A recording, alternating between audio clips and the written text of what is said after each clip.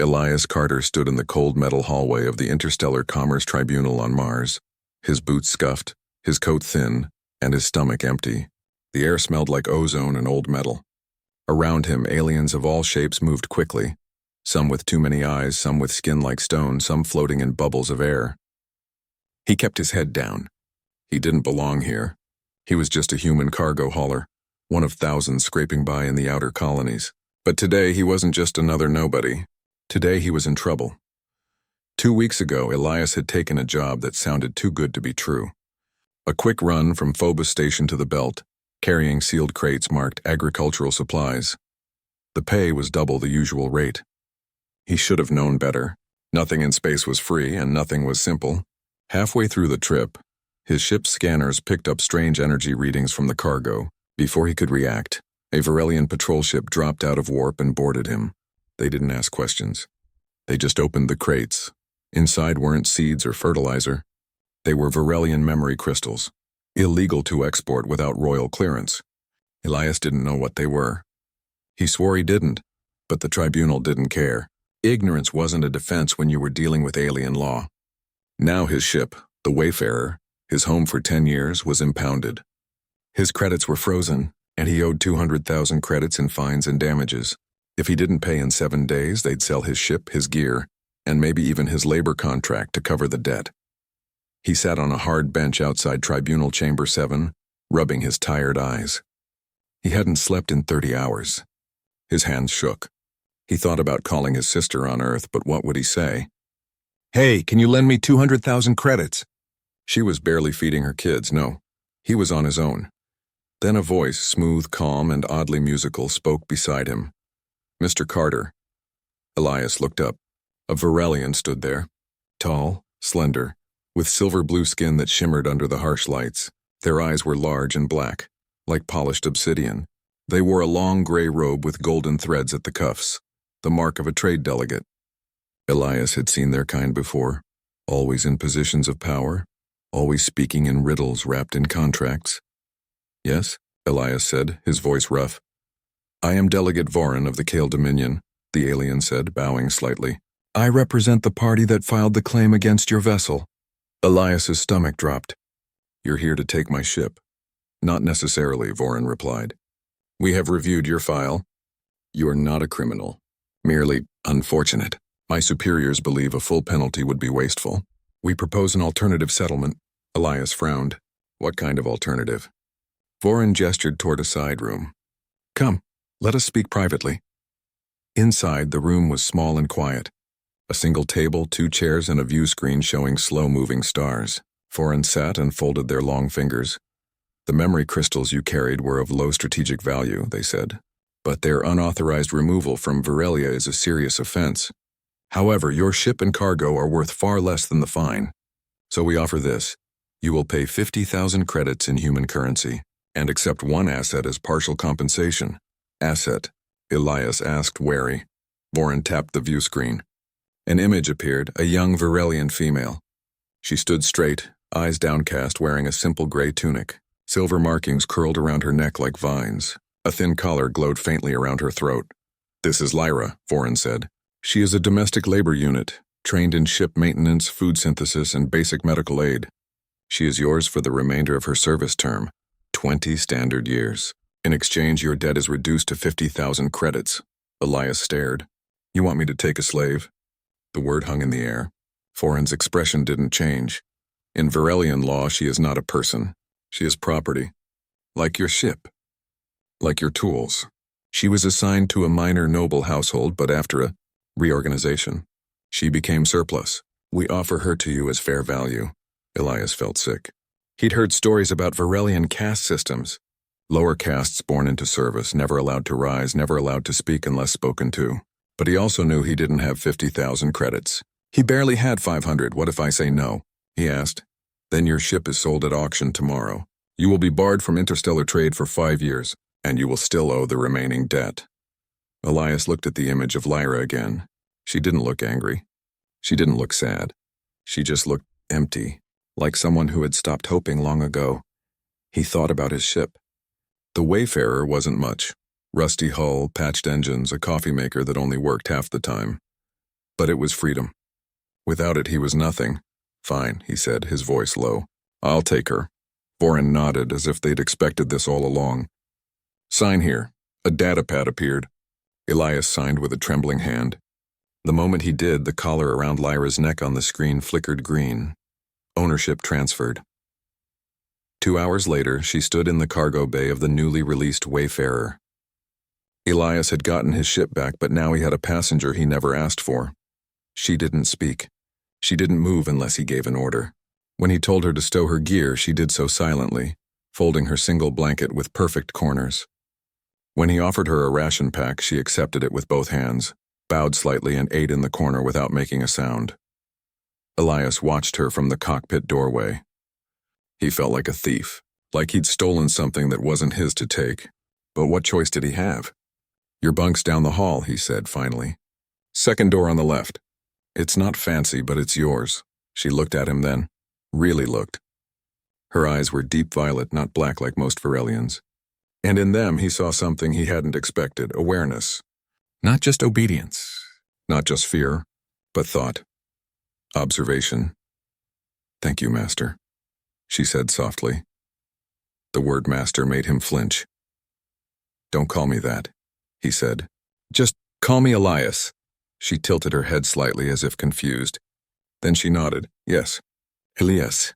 He turned away, rubbing his face. This was a mistake, he knew it. But it was done.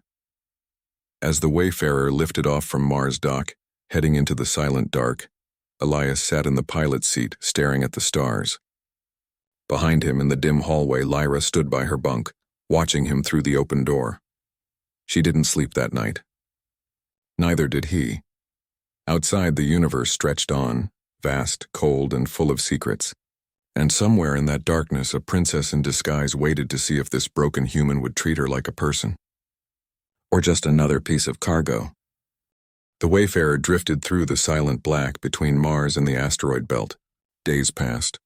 Elias tried to ignore Lyra, and Lyra did not ask for anything. She stayed in her bunk unless told otherwise. She ate when food was offered. She cleaned the ship without being asked, wiping down consoles, scrubbing the floor, fixing small leaks in the water recycler. She moved like a ghost, quiet and careful, as if afraid to take up space. Elias watched her from the corners of his eyes. He told himself she was just doing her job. But something about her didn't fit. Slaves, labor units, as the Varelians called them, weren't supposed to think for themselves. They followed orders. They didn't fix things unless told to. Yet Lyra had patched a broken oxygen sensor 2 nights ago using parts from an old storage locker. Elias hadn't even known it was broken. One morning he found her in the engine room, her slender fingers deep inside the main power coupling. Sparks flew as she twisted a wire into place. "What are you doing?" he asked, sharper than he meant to. She pulled her hand out slowly and turned. The regulator was failing. If it overheated, the core would shut down. We would lose heat and air in 12 hours. He stared at her. "How do you know that?" "I was trained," she said simply. "But that's not basic maintenance. That's engineering." She looked down. "I learned quickly." Elias didn't believe her. Not fully, but he didn't argue. The ship ran smoother now. The lights didn't flicker. The air smelled cleaner. He couldn't deny it. A few days later, he left his data pad on the galley table while he showered.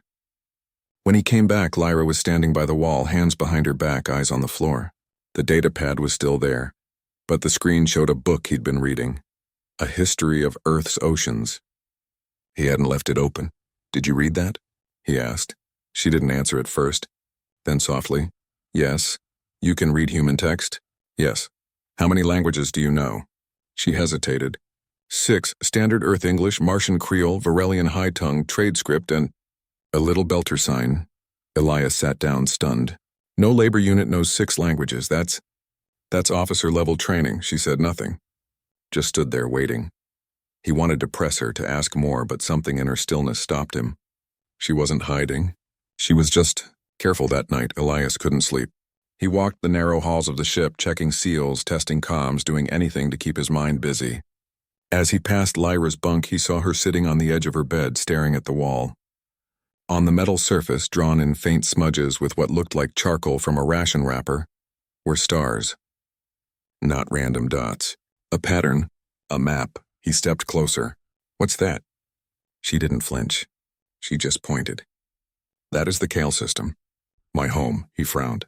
I've never seen those stars on any human chart. Because humans have not been allowed there, she said. The Dominion keeps it closed. He looked at the drawing again. It was detailed, planets, orbits, even small moons. How do you know all this? She turned to him then, her violet eyes steady. I was born there. He waited for more, but she didn't say anything else. He wanted to ask why a princess or even a noble would end up as a slave. But he didn't, not yet. Instead, he nodded and walked away. The next morning, the ship's food synthesizer broke. It wouldn't heat meals past lukewarm. Elias cursed, kicked the unit, and gave up. He grabbed a cold protein bar and sat in the cockpit. An hour later, Lyra brought him a steaming bowl of something that smelled like stew. He looked up, surprised. I thought the synth was broken. I fixed it, she said. Also, I added real spices from the emergency kit. It tastes better. He took a bite. It was warm. It had flavor. It almost tasted like home. Thank you, he said. She nodded and turned to leave. Wait, he said. Why are you doing all this? You don't have to. I haven't ordered you to. She stopped. For a long moment, she was silent. Then she said, You gave me a bunk. You gave me food. You did not hit me. You called me by name. She looked at him, really looked. No Varelian ever did that. Elias felt a lump in his throat. He didn't know what to say. After that, things changed slowly. Lyra still didn't speak much, but she started sitting at the galley table during meals. She asked simple questions. What is rain? Do humans dream in color? Why do you keep a broken music player? Elias answered as best he could. He even showed her the old music player, a relic from his grandfather. It didn't work, but he kept it for luck. She held it gently as if it were precious. One evening, as the Wayfarer coasted near Ceres, Elias found her on the observation deck, looking out at the stars. He joined her, standing a few feet away. It's beautiful, she said. Space? He asked. No, the silence. On Varelia, there is always noise, orders, chants, the hum of the cast bells. But here, it's quiet. I can think, he nodded. Yeah, that's why I fly. Not for the credits, for the quiet. She turned to him. Elias, if I tell you something, will you believe me? He met her eyes. Try me, she took a breath. I am not just a labor unit, he didn't react. He'd suspected as much. I was born into the sovereign house, she said quietly. My name is Lyraneth. I was the heir to the Kale Dominion. Elias didn't laugh. He didn't call her a liar. He just studied her face, the calm, the sadness, the weight behind her words. Then how did you end up as a slave? He asked. My uncle is regent now. My father died suddenly. They said it was illness, but I saw the poison in his eyes before he passed. She looked away. I spoke out. I demanded proof. The next day I was stripped of my title, branded a traitor, and sold off-world as punishment. They told the tribunal I was a disobedient servant. No one questioned it. Elias felt cold. So the delegate, Vorin, he knew who you were? Yes, she said. He works for my uncle. This was never about your debt. It was a trap. They wanted me far from Varelia, with no protection so I could disappear forever. You were just convenient. Elias sat down hard on the bench. He'd been used. His ship, his life, his name, all part of someone else's plan. Anger rose in his chest. But then he looked at Lyra. She wasn't gloating. She wasn't begging. She was just telling the truth. And the collar? He asked. It's a control device. If I try to run or speak against my owner, it shocks me. But you never activated it. You never even looked at the controls. He hadn't. He'd thrown the remote in a drawer the first day. Why are you telling me this now? He asked. Because they will come for me, she said. Soon, they won't let me stay free. And if they find me with you, they'll kill you too. Elias ran a hand through his hair. He should turn her in, hand her back, save himself. But the thought made his stomach twist. You're not property, he said finally. You never were. She looked surprised. What will you do? He stood up. First, we get rid of that collar. She touched her neck. It's locked. Only a Varelian override code can remove it. I know a guy on Titan, Elias said. Runs a black market tech shop. He's fixed worse things. But it's dangerous, she said. If they scan me and see the collar is gone, they'll know I've been freed. Then we don't let them scan you, Elias said. And if they come, we run. She studied him. Why help me? You don't owe me anything. He thought about it. Maybe because the universe is full of people who take. I want to be someone who gives. She didn't smile, but something in her eyes softened. That night, Elias plotted a new course. Not to Ceres, not to any official port. He set the nav for Titan's shadow docks, places where questions weren't asked, and debts were paid in silence. As the ship turned, Lyra stood beside him in the cockpit. Thank you, she said. Don't thank me yet, he said. We're not safe. No, she agreed. But for the first time in a long time, I feel seen. Outside the stars burned cold and distant, but inside the Wayfarer, something warm had begun to grow. Not trust, not yet, but the quiet hope that maybe, just maybe, two broken people could help each other survive. The Wayfarer dropped out of warp near Titan's thick orange clouds. Below, the moon's surface was hidden under layers of haze, but Elias knew where to go. He'd been to the shadow docks before, places not marked on any official map where ships came to disappear, to trade or to hide. The kind of place where a human with a silver-skinned alien and a broken past might find help. He landed in Dock Bay 9, a rusted metal platform hanging over a canyon of old mining tunnels. The air outside was cold and thick with methane. Elias pulled his coat tight and turned to Lyra. Stay close, he said, and keep your head down. Don't speak unless I say so. She nodded, pulling her hood up over her silver skin. The violet in her eyes was hidden in the shadow. They walked through the narrow alleys between cargo containers and broken-down ships. Strange smells filled the air. Burnt wires, fried food, alien spices. Humans and off-worlders moved quickly, eyes sharp, hands near weapons. No one smiled here. Elias led Lyra to a small shop tucked under a broken sign that once said Parts and Repairs. Now it just read, and Repairs. Inside, the place was cluttered with tools, old ship parts and glowing screens. Behind the counter stood a heavyset man with a cybernetic eye and grease-stained fingers. Elias Carter, the man grunted. Haven't seen you since you tried to sell me that busted ion drive. Still works, Jax, Elias said. Just needs love, Jax snorted. Then his eye flicked to Lyra. His expression changed. You brought a Varelian. That's trouble. She's with me, Elias said firmly. And I need your help. Jax studied them both. Then he sighed. Fine, back room now. In the back, behind a curtain of old circuit boards, Jax locked the door and turned to Lyra. Let me see the collar. She pulled her hood back. The thin metal band around her neck glowed faintly blue. Jax whistled low. Royal-grade control collar. Nasty piece of work. If I mess with this, the Dominion will know. They'll track the signal. I know, Elias said. But if we don't remove it, she's not free. Jax rubbed his chin. There's a way. Not clean, but it works. I can jam the signal and cut the power link. But it'll hurt. A lot. Lyra didn't flinch. Do it, Jax nodded. He pulled out a small device that looked like a spider made of wires. This will block the signal for 6 hours. After that, the collar resets. If I'm not done by then, it'll shock you hard enough to stop your heart. I understand, Lyra said. Elias put a hand on her shoulder. You don't have to do this, she looked at him. Yes, I do. Jax got to work. The room filled with the hum of tools and the smell of hot metal. Lyra sat perfectly still, even when the collar sparked and her body tensed. Sweat beaded on her forehead. Her hands gripped the edge of the table, but she didn't cry out. After 40 minutes, there was a soft click. The collar went dark. Jax pulled it off and dropped it into a metal box lined with signal-blocking foam. It's done, he said. But you've got maybe 2 days before the Dominion notices the signal is gone. They'll send hunters. Thanks, Jax, Elias said. Don't thank me, Jax muttered. Just pay me in credits, not favors. Elias handed over half the money he had left. It wasn't much, but Jax took it without complaint. They left the shop and headed back to the ship. But as they rounded a corner, 3 figures stepped into their path. Varelians, tall, armored, with black masks covering their faces. Their hands rested on energy batons at their hips. One of them pointed at Lyra. Lyra Neth of the Sovereign House, the lead enforcer said in perfect standard. You are under arrest for treason. Come quietly or your human companion dies. Elias stepped in front of Lyra. She's not going anywhere. The enforcer laughed, a dry, sharp sound. You think you can protect her? You are nothing. A dust rat with a broken ship. Before Elias could react, Lyra moved. She shoved him aside and lunged forward. Her movements were fast, too fast for someone who'd been called a slave.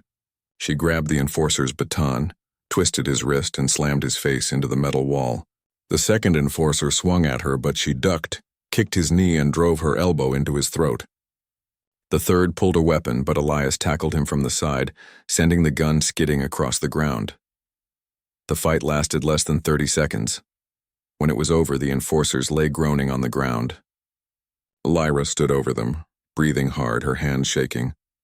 Elias picked up the fallen weapon and stared at her. You fight like a soldier. I was trained from childhood, she said quietly. All heirs are. It is tradition. He looked at her, really looked. Not as a servant, not as property, but as someone who had been hiding her true self to survive. Why didn't you tell me sooner? He asked. Because I didn't trust anyone, she said. Not after what my own blood did to me.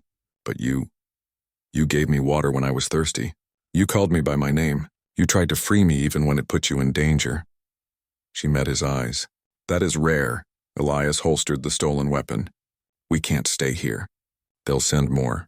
I know, she said. There's only one place left to go. Where? Home, she said. Virelia, he stared at her. That's suicide. Maybe, she said. But if I don't return, my uncle will rule forever. The lower castes will suffer. Slavery will continue. And I will have run like a coward. Elias wanted to argue. He wanted to say, let someone else fix it. But he saw the fire in her eyes, the same fire that had fixed his ship, that had fought 3 armed guards with bare hands. This wasn't just about her freedom. It was about justice, all right, he said finally. We go back. But we do it smart. They hurried to the Wayfarer. Elias powered up the engines while Lyra wiped all traces of their presence from the ship's logs. As they lifted off, alarms blared across the dock. Someone had reported the fight. Hold on, Elias said, pushing the throttle. The ship shot upward, breaking through Titan's clouds and into the black. Behind them, 2 Virelian patrol ships launched in pursuit. They're faster, Lyra said, watching the rear screen. Not if we cut through the asteroid belt, Elias replied. They won't risk it. He steered the Wayfarer into a dense field of tumbling rocks. The ship groaned as it dodged massive boulders and spinning debris. The patrol ships followed for a while but soon pulled back, too dangerous. When they were clear, Elias let out a long breath. We lost them. For now, Lyra said. She sat beside him in the cockpit. The stars ahead were unfamiliar, brighter, bluer. The path to Virelia. Tell me about your home, Elias said. She looked out at the stars. It is beautiful. Cities made of living crystal. Rivers that glow at night. But the beauty hides pain. The lower castes live in darkness, never allowed to see the sky. They are born to serve and they die forgotten. And you want to change that? Yes, she said. Not just for them. For everyone. Even for humans. My father believed all beings deserved dignity. My uncle believes in control. Elias nodded. Then we make sure your father's voice is heard. Over the next 2 days they planned. Lyra knew the palace layout, the guard rotations, the secret passages. Elias knew how to sneak, how to hack basic systems, how to disappear in a crowd. Together, they built a plan. They would arrive during the Ascension ceremony, the day the regent would officially take the throne. All the nobles would be present. The whole planet would be watching. It was the riskiest time to return, and the best. If I show myself then, Lyra said, the people will see I'm alive. The truth will spread faster than my uncle can silence it. And if they capture us? Elias asked. Then we die with honor, she said simply. Elias didn't like that answer, but he didn't argue. As the Wayfarer neared the Virelian system, the stars changed color. The sky turned violet. A huge planet hung in the distance, Virelia, wrapped in rings of light. Lyra placed a hand on the viewport. I never thought I'd see it again. Elias watched her. She wasn't just a princess. She was a person who had lost everything and still chose to fight. He set a course for the capital city. They would land in disguise. He would be a human trader. She would be his servant, just like before. But this time it was a role. A lie to hide the truth. Because the truth was coming, and it would shake a kingdom. The Wayfarer landed in the outer trade zone of Virelia's capital, under a false name and a forged permit. Elias wore a worn merchant's coat, his face shadowed by a wide-brimmed hat. Lyra walked half a step behind him, head bowed, hands folded, just as a servant should. Her silver skin was dusted with gray powder to dull its shine, and her violet eyes were hidden behind plain goggles.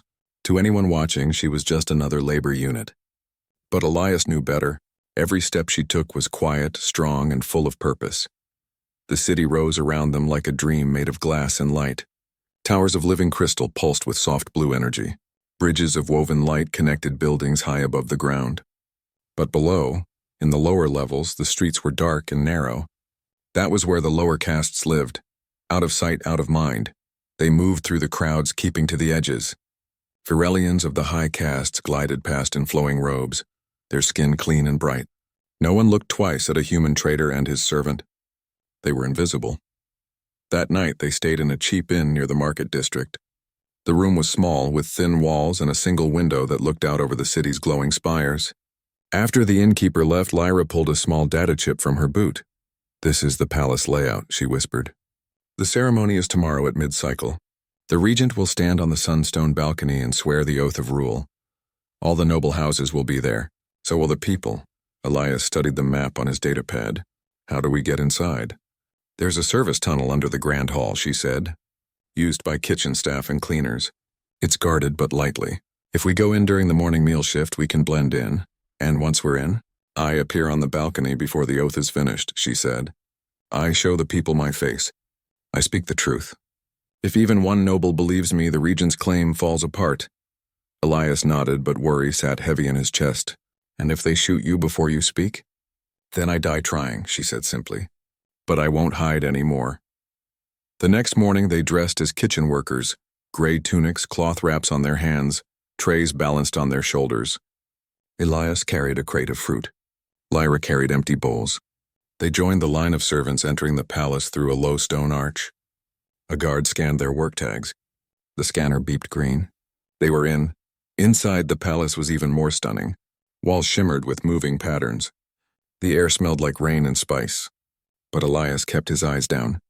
He followed Lyra through winding halls, past silent guards, deeper into the heart of power.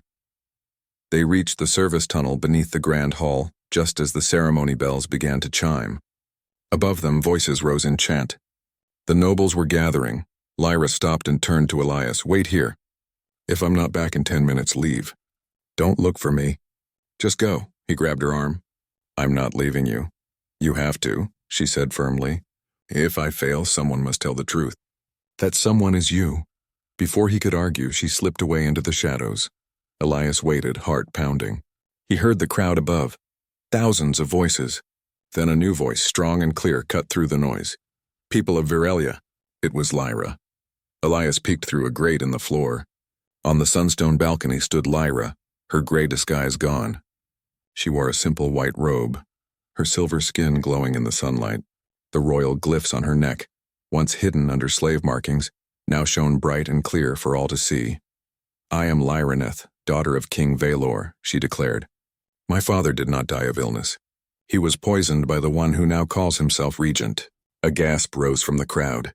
The regent, standing nearby in heavy gold robes, turned pale. "Seize her!" he shouted. Guards rushed forward, but the people below didn't move aside. Some even stepped in front of Lyra, forming a human shield. "She speaks the truth," cried a voice from the lower levels. "We saw the king's last days." Another voice joined in, then another. Soon the whole square was chanting her name. "Lyraneth! Lyraneth!" The regent's face twisted in rage. He pulled a small device from his belt and pressed a button. Instantly, Lyra cried out and fell to her knees. The old collar's backup signal, hidden in the palace walls, had activated. Pain shot through her body. She trembled but didn't scream. Elias couldn't watch. He smashed the grate open and climbed into the hall. Chaos erupted. Nobles shouted. Guards turned toward the noise. Elias ran toward the balcony stairs, but 2 enforcers blocked his path. "Human, you are not allowed here," one growled. Elias didn't stop. He threw the fruit crate in their faces and kept running. He reached the balcony just as the regent raised a stun rod over Lyra. "No," Elias yelled. He tackled the regent from behind. They crashed to the stone floor. The stun rod skittered away. Elias punched him once, twice, until the regent went still. But more guards were coming. Too many. Lyra struggled to her feet, her breath ragged. She looked at Elias, her eyes full of sorrow. "They will kill you for this," she whispered. "Worth it," he said. The guards surrounded them, weapons drawn, no escape. Then a new voice boomed from the crowd below. "Hold." An old Varelian in deep blue robes stepped forward. His skin was lined with age, but his eyes were sharp. The crowd parted for him. "I am Elder Corin of the Council of Voices," he said, "and I swear on the Sunstone this is Princess Lyraneth. I knew her as a child. The regent has lied to us all." Murmurs spread through the nobles. Doubt turned to anger. The regent, now awake, tried to speak, but the elder raised a hand. "Take him," the elder commanded. "And free the human." The guards lowered their weapons. Elias helped Lyra stand. She was weak, but alive. Later, in a quiet chamber high in the palace, the elder met with them. "The people believe her," he told Elias. "The regent will stand trial. But you are not safe here. The old laws still stand. A human who touches royal blood is sentenced to memory wipe." His mind cleared of all knowledge of Varelia. Elias went cold. "You're going to erase me?" "It is the law," the elder said gently. "But it can be changed in time. For now, to protect her, and to protect our fragile peace with Earth, you must forget." Lyra stepped forward. "There must be another way." "There is not," the elder said, "unless you offer yourself in his place." Lyra looked at Elias, then at the elder. Her face was calm. "I will do it," she said. The elder frowned. "Princess, you are the heir. You cannot—" "I will trade my freedom for his life," she said firmly. "Let him go. Give him his ship, his memories, his future, and I will stay. I will rule, but only if he walks away unharmed." Silence filled the room. Finally the elder nodded. "So be it." Elias shook his head. "Lyra, no. I won't let you." She turned to him, her eyes full of quiet strength. "You gave me back my name. Now let me give you back your life." Before he could argue, guards gently led him away. He was taken to a medical bay. A Varelian doctor explained the procedure. "It will not hurt. You will sleep. When you wake, Varelia will be a dream you cannot remember." Elias wanted to fight, but he knew it was useless. He closed his eyes. As the machine hummed to life, the last thing he saw was Lyra watching from the doorway, her hand over her heart. Then, darkness. Elias woke up in a clean, white room on Luna Station. Soft light came from the ceiling. The air smelled like antiseptic and coffee. He sat up slowly, his head foggy, his thoughts scattered like broken glass. A nurse in a blue uniform smiled at him. "Welcome back, Mr. Carter. You've been asleep for 2 days. Where am I?" he asked, his voice rough. "Luna Medical Bay. You were found drifting near Titan in your ship. You had minor radiation exposure and signs of neural fatigue. We stabilized you." He rubbed his temples. Something felt missing. Like a song he used to know but couldn't remember the words to. He remembered his name. He remembered the Wayfarer. He remembered flying cargo, getting into trouble, losing his ship. But after that, blank. "Your ship is docked in Bay 12, the nurse said. "All systems repaired. You've also been credited with 50,000 credits. Anonymous donor. And there's a message for you." She handed him a small data chip. He plugged it into the bedside screen. The screen flickered, then showed a face, Lyra. Her silver skin glowed softly. She wore a simple robe, not fancy, but with a silver thread at the collar, the mark of leadership. Her violet eyes were calm but sad. "Elias," she began, her voice quiet and clear. "If you are watching this, the memory wipe worked. You do not remember me. Or Varelia. Or what we did together, and that is my choice, not yours." He stared at the screen, heart pounding, though he didn't know why. "I am safe now," she continued. "The regent has been removed. The Council of Voices has named me leader, not as a queen but as a servant of the people. Today I signed the decree of equal breath. Slavery is ended in the Kale Dominion. All castes are free. All voices will be heard." She paused, and for the first time she smiled. A small, real smile. "This is because of you. You saw me when no one else did. You treated me like a person, not property. You risked everything to help me stand again. Because of you, I remembered my father's words. Power is not to rule over others, but to lift them up." Elias felt tears in his eyes, though he didn't understand why. I cannot undo what was done to your mind, Lyra said gently, but I can give you back your freedom. Your ship is yours, and with it a new trade route between Earth and Virelia. Humans are now welcome in our ports. We will trade not just goods, but ideas, stories, and respect. The screen changed. A star map appeared, showing a clear path from Sol system to the Virelian stars. Then a document, the deed to a new ship, the Wayfarer 2, faster, cleaner, and fully licensed. At the end of this message, Lyra said, you will have a choice. You can forget this ever happened. Live your life in peace, or you can follow the stars again. Not as a debtor, not as a fugitive, but as a friend. She looked straight into the camera as if seeing him. Whatever you choose, thank you, Elias Carter, for seeing me, for helping me, for being human when it mattered most. The screen went dark. Elias sat still for a long time. The room was quiet. Outside the window, Earth hung in the blackness, blue, fragile, beautiful. He didn't remember Virelia. He didn't remember the fight, the palace, the collar. But something deep inside him, something the machine couldn't erase, knew the truth. He had done something important, something good. He got up, dressed in his old flight suit, and walked to Bay 12. The Wayfarer 2 waited for him, sleek silver humming with quiet power. On the side, near the cockpit, someone had painted a small symbol. 2 hands, one human, one Virelian, clasped together. He ran his fingers over it. Back in his quarters, he packed a small bag, just clothes, a photo of his sister, and the broken music player from his grandfather. He didn't know why he kept it. Maybe because some things are worth holding on to, even when they don't work. He powered up the ship. The engines came to life with a soft roar. At the control panel, he entered the coordinates from Lyra's message. The stars ahead were unknown to him, but they felt familiar, like a song he was learning again. As the ship lifted off, leaving Luna behind, Elias looked out at the endless dark.